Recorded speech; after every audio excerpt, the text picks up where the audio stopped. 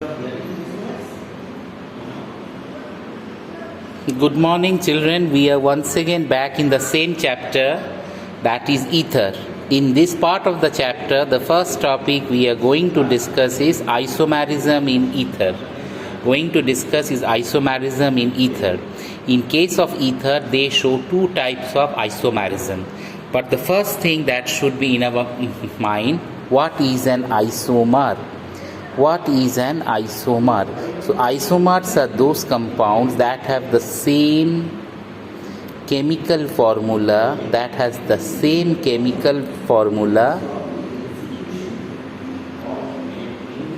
but it has different structure. Okay, these are the two options we encounter, that is, they have the same chemical formula but different structure. Okay, so in case of ether, whose chemical formula is, general formula is ROR dash. If R equals to R, then it is called a symmetrical ether. Okay, if R is not equal to R dash, then it is called as asymmetrical ether. Okay, so ether are of two types. If R equal to R dash, it is called symmetrical ether. If R not equal to R dash, it is called as asymmetrical ether. Okay, it is called as asymmetrical ether. So in case of ether, we encounter two types of isomerism. The first isomerism we have in ether is called as functional isomerism. See, the first type of isomerism we have is functional isomer.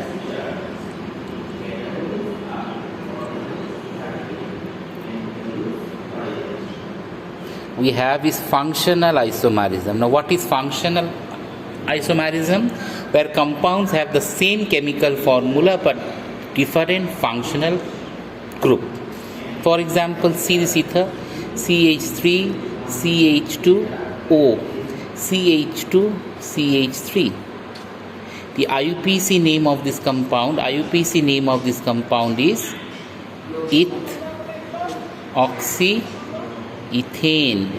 ethoxyethane, or it is called as diethyl ether. Okay, and what is the general formula of this ether?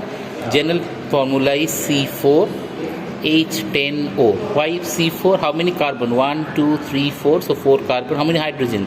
3 to 5 to 7, 3, 10. Oxygen O. So the first isomer we have over here is ethoxyethane or diethyl ether.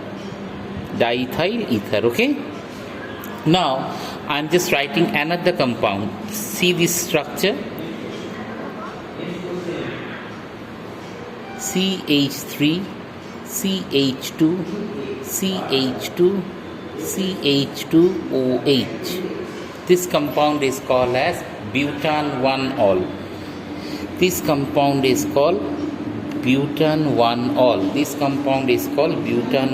Why? Because there are number of carbon is 1, 2, 3, 4. And what is the chemical formula? Count the number of carbon, 1, 2, 3, 4. So there are total number of carbon is 4. How many hydrogen? 3 to 5 to 7 to 9 and 1, 10. And oxygen is 1. So both these compounds are actually isomers, but the difference is in the difference in their functional group. Here it is an ether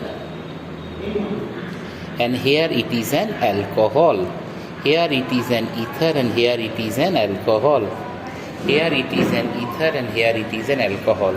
These are the different types of isomerism, that is functional isomerism in case of ether. Ether also shows another type of isomerism, and that is called as metamerism. It shows another type of isomerism that is called as metamerism. In case of metamerism, what we see that if the isomers have different number of carbon atoms on either side of a specific group, on either side of a specific functional group, then that is called as metamerism. For example, you see CH3, CH2O, CH2, CH3. This is the same ether, that is ethoxyethane. it is example of a symmetrical ether. Why is it a symmetrical ether? It is a symmetrical ether because number of carbon either side of the oxygen you see is 2. Here how many carbon are there? 2 carbon. Here also 2 carbon on either side of the oxygen. So it is example of a symmetrical ether, and its IUPAC name is ethoxyethane. We have, and if you see the chemical formula of this ether is C4H10O. Now we have another ether like this, CH3O, CH2, CH2, CH3. This compound is called methoxypropane. It also has the same chemical formula, but in this case it is the asymmetrical ether. Why it is asymmetrical ether? Because the number of carbon here is 1 and number of carbon here is 3. Number of carbon over here is 1, number of carbon is 3, but in the previous one number of carbon over here was 2 on either side of the oxygen, and number of carbon is 1 and 3 on either side of the oxygen. So it is example of a asymmetrical ether, and this is example of a symmetrical ether. Is this part now clear? One is the example of a symmetrical ether, other is the example of a asymmetrical ether. Is this part now clear? So here we are discussing the isomerism in ether, that is functional isomerism and metamerism. In functional isomerism, what was happening? The functional group was different, and in metamerism number of carbon either side of the oxygen is different. Here we are having 2 on either side, that is called symmetrical ether, and here we are having 1 and 3 on the other side, so that is example of a asymmetrical ether. Okay children, now we are in next part of the chapter. In this part of the chapter we will be discussing the uses of ether. What are the uses of ether? The first use of ether is diethyl ether. See, the first common ether is diethyl ether. Diethyl ether has the chemical formula C2H5O C2H5. This ether has a specific use, that is, it is used as a refrigerant. It is used as a refrigerant and as a solvent for low temperature. As a solvent for low temperature. Okay? As a solvent for low temperature. So the first use of ether is that it is used as a type of, that is called refrigerant, and also as a solvent for low temperature. Another use of ether is that diethyl ether is used as a solvent for organic reaction. It is used as a solvent for organic reaction. It is used as a solvent for organic reactions. See, in the organic reactions, many important solvents are there. For example, carbon tetrachloride. Other type of solvents we have is ether. Some other solvents we have is phenol. So what are the solvents? The solvents can be phenol, solvent can be BHC, solvent can be ether. So all these are different solvents that are being used, and they are actually phenol, BHC as well as ether. Okay, these are some of the common solvents we encounter in case of ether. Now see, ether is also used as an industrial solvent. It is used as an industrial solvent for oils, for resins, for gums. Okay, industrial solvent for oils, for resins, for gums, and also used as a extracting solvent. It has also been used as a extracting solvent.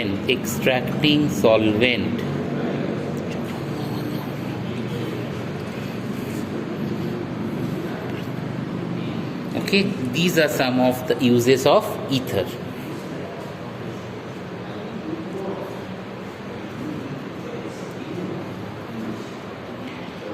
After that, children, we are moving to the next part, that is the tests for alcohol. Test means how will I test that my corresponding compounds contain alcohol. So we have the first test, and that first test is called the sodium test for alcohol. The first test is the sodium test for alcohol. In this sodium test for alcohol, we take alcohol in a test tube, right? We take alcohol in a test tube, and in that I put a small piece of sodium. As I put a small piece of sodium, what actually happens? Hydrogen gas comes out. Hydrogen gas comes out. So what is that? That is, we will see instant effervescence of hydrogen gas. How the reaction proceeds? Suppose we have alcohol ROH. We are putting sodium, that is forming RONA plus hydrogen gas has been evolved. This evolution of hydrogen gas, so what is been done? We have taken alcohol, we are reacting that alcohol with the sodium metal. As soon as I put the sodium metal, it forms sodium alkoxide and hydrogen gas comes out. This evolution of hydrogen gas confirms that my sample contains alcohol. Okay, that is the first test. After that, we have the next test, that is how to distinguish a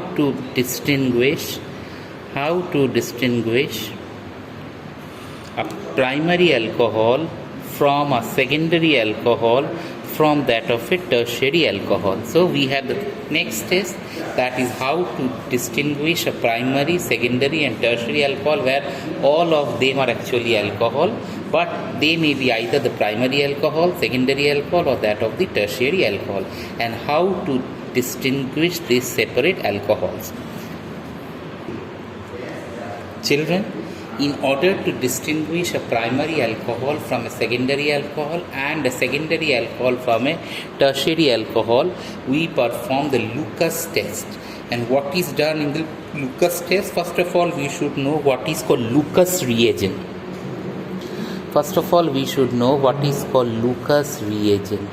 A Lucas reagent is an equimolecular mixture. It is actually a equimolecular mixture of HCl and zinc chloride. So we make a mixture of ZnCl2 and HCl. We make a mixture of zinc chloride and HCl, and this mixture is made in a ratio 1:1. So that is called the equimolecular mixture of zinc chloride HCl. That is actually called as Lucas reagent. Now this Lucas reagent is made to react with the alcohol. Now suppose I have a alcohol. In that alcohol I put the Lucas reagent. This Lucas reagent is HCl plus zinc chloride, which is in the ratio 1:1. Now in this reaction, what happens? It instantly forms alkyl halide. It instantly forms alkyl, that is, in this case the halide is alkyl chloride. It forms alkyl chloride and water is liberated out. So what we do actually, we take alcohol, react that alcohol with Lucas reagent, which is an equimolecular mixture of HCl and ZnCl2, and we get alkyl chloride plus water. What is this alkyl chloride? Alkyl chloride is actually a haloalkane.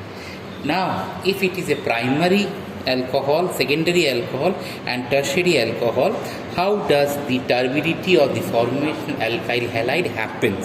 That is, we can say that alcohols are soluble in Lucas reagent and forms a clear solution. But if I see that there is a formation of turbidity formation is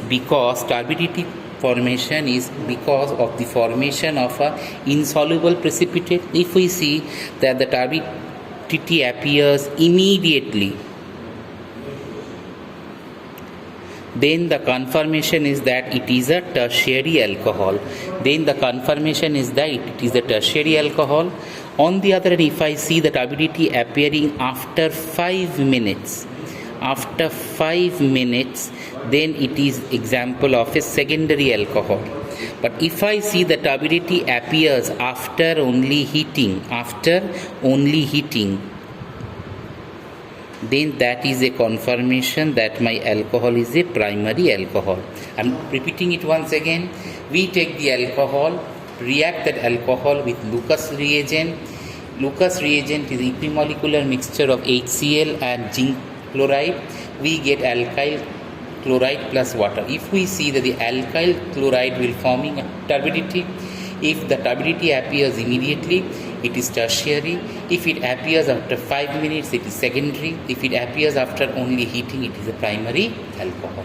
Okay, so these are the methods by which we can distinguish a primary alcohol from that of a secondary alcohol, and a secondary alcohol from that of a tertiary alcohol. Okay, now after that we have the next test, that is called the iodoform test. The next test we have is the iodoform test. Now children, we are going to discuss the next test of alcohol, that is called as the iodoform test. In this iodoform test, what is actually done? It is actually positive for those alcohols which contains a ketomethyl group, or it contains a secondary group. For example, if it contains CHOH group, or it contains a ketomethyl group. This is a ketomethyl group. So this test is positive for this type secondary alcohols or these compounds which contains a ketomethyl group. In this reaction, what is done? The alcohol is heated with iodine in presence of aqueous NaOH at a temperature of 333 Kelvin or 343 Kelvin, and a yellow precipitate of iodoform is formed. See, for example, I had this compound CH3, CH2OH. This compound is ethyl alcohol. This ethyl alcohol is made to react with 4 molecules of iodine in presence of 6 molecules of NaOH, right? And I simply heat it. I heat it to a temperature of 333 to 343 Kelvin. On heating, what do I see? I will get sodium formate HCOONA, which is colorless. Then I get 5 molecules of NaI. I get 5 molecules of water, and I get a yellow precipitate of iodoform. This is a yellow precipitate of iodoform. This formation of yellow precipitate of iodoform confirms that my sample contains a secondary alcohol. So I am repeating this test once again. In this test, what have I done? I have taken alcohol, reacting that alcohol with iodine and NaOH, temperature of 333 Kelvin and 343 Kelvin. I get sodium formate NaI plus water, and what am I getting? I'm getting a yellow precipitate of CHI3. This yellow precipitate confirms the presence of iodoform. Is this part now clear? After that, next we have is the test for phenol. Next children, we have the test for phenol, and phenol gives the positive test with violet colored water soluble ferric chloride solution. So we have phenol. We either write in this form or we write it like this, C6H5OH. Now when this phenol is made to react with FeCl3, and heated to a temperature of 373 Kelvin or 100 degrees Celsius, we get a violet colored complex. What is that violet colored complex? That violet colored complex is a complex of iron, that is OC6H5 whole 6,